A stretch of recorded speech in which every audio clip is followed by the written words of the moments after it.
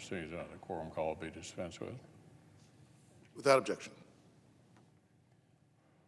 1 month ago, the Biden administration published an official statement opposing a Republicans' bill to block a disastrous new soft-on-crime law right here in our nation's capital.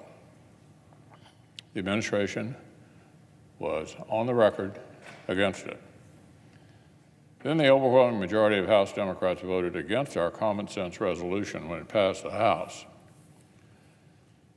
The proposition behind our bill is simple. It goes like this. The answer to skyrocketing violent crime in the District of Columbia is not to reduce criminal penalties even further. On what planet should this even need to be said in the first place? The murder rate in Washington is 34% higher today than it was at this time last year. Auto thefts are up 110% right here in the nation's capital. Longtime D.C. residents are locking their car doors at every red light. Tourists visiting their own capital are worried about walking the streets. Just yesterday, the chief of Metropolitan Police lamented that the average homicide suspect that his department encounters has already been arrested, listen to this, 11 times before. 11 times. Here's what the police chief said. What we've got to do, if we really want to see homicides go down, is keep bad guys with guns in jail. Because when they're in jail, they can't be in communities shooting people. That's the police chief here in the nation's capital. But the radical politicians who run the city tried to do exactly the opposite. The liberal city council cooked up a soft-on-crime overhaul of the criminal code that would have made it even easier for repeat offenders to get back out on the streets.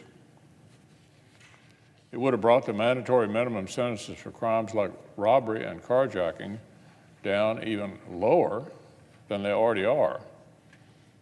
And it would have gummed up an already backlogged and dysfunctional criminal justice system by massively expanding jury trials, listen to this, for misdemeanors. It's like these local Democrats have never met a single criminal they actually want locked up behind bars. It is truly remarkable. This is exactly why our laws give Congress the final say over how our nation's capital is governed.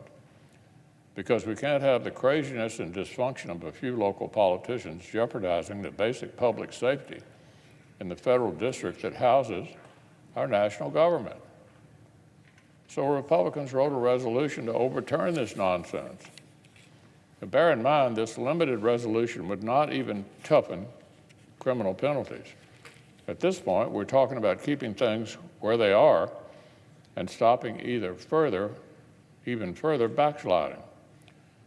The first step is to use this legal tool to stop the unhinged local politicians from making the totally unacceptable status quo even worse.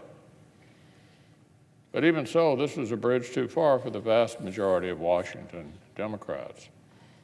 Just a month ago, the White House issued an official statement opposing House Republicans' common sense resolution, saying, quote, Congress should respect the District of Columbia's authority to govern its own local affairs, end quote. And listen to this, 82% of House Democrats fell in line behind the Biden administration and voted no. But then something amazing happened. I think somebody at the White House may have shown the president his latest poll numbers on this issue.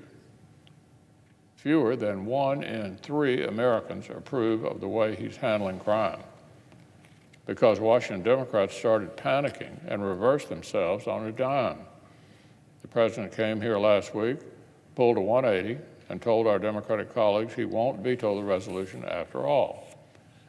Now there appears to be a different kind of jailbreak brewing right here in the Senate. And a number of Democrats may jump ship at the 11th hour trying to act like they've been tough on crime all along. But our colleagues will not be getting off the hook that easily. It's not an act of heroic political courage for Democrats to help Congress do our basic minimum job and stop the D.C. Council from making an unacceptable status quo even worse. And none of our colleagues get to erase their entire records with this one vote. Remember, just last summer, every single Senate Democrat went on record against a proposal to redirect a portion of their massive taxing and spending spree to fight surging crime. So let the record reflect what actually gets Washington Democrats' attention and what does not. It did not get their attention when rates of violent crime in America's major cities were accelerating this time last year. It did not get their attention that compared to pre-pandemic levels, homicides nationwide are up 34%. It hadn't gotten Democrats' attention when the streets of our own federal district are where repeated offenders are driving spikes in carjacking and murder. But now that even the mainstream media are beginning to hold them to account for their negligence, now Washington Democrats are finally trying to change their tune. Innocent citizens getting shot in our streets didn't do it. But when Democrats take political shots in the press, that finally gets their attention.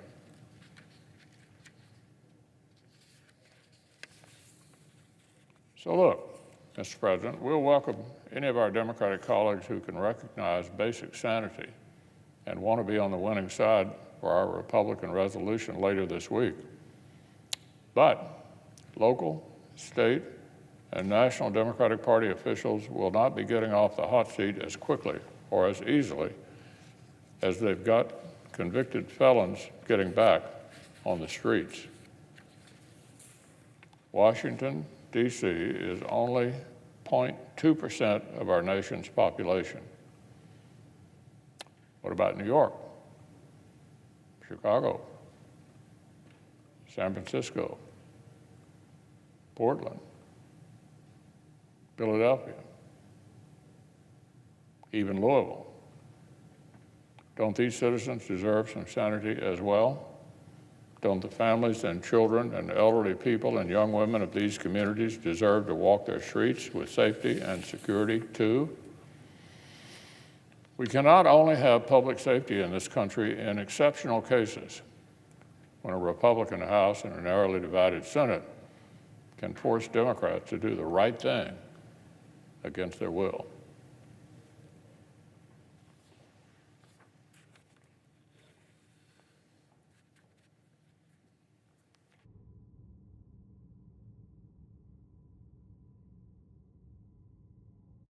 Should just say absent quorum.